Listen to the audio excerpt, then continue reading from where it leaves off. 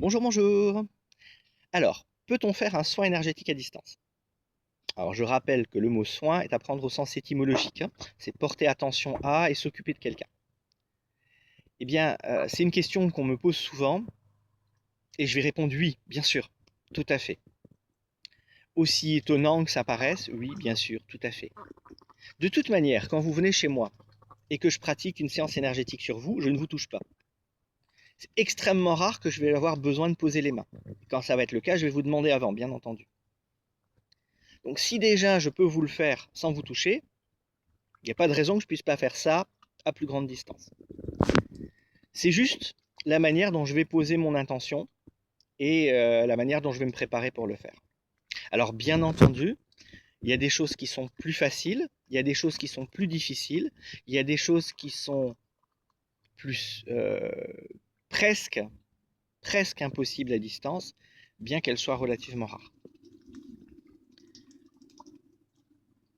On n'a pas besoin d'être face à la personne pour pouvoir l'aider. C'est mieux la plupart du temps, c'est mieux. Je dis bien la plupart du temps, c'est pas systématique. Parce que pour certaines choses, le travail à distance va être plus intéressant.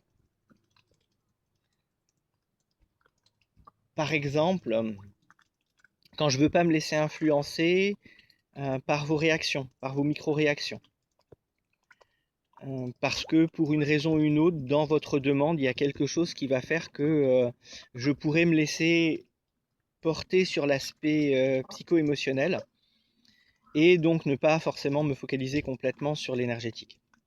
Alors, c'est intéressant et pas intéressant, ça dépend vraiment des cas et des situations. Comme je l'ai déjà dit et je le répéterai jamais assez, chaque situation est unique, chaque cas est unique, chaque séance est unique. Et donc on ne peut pas vraiment savoir à l'avance ou dire voilà, c'est ça ou ça qu'il va falloir. Maintenant, je me rends compte qu'effectivement, dans le travail à distance, eh bien, parfois, il y a des choses que j'aurais pas pu avoir si j'avais été en face de la personne. Parce que je me serais inconsciemment, bien sûr, automatiquement laissé piégé par certaines réactions. Et ça, c'est souvent ce qui bluffe le plus les personnes qui me demandent de faire un travail à distance. Voilà. Allez, à bientôt. Ciao, ciao.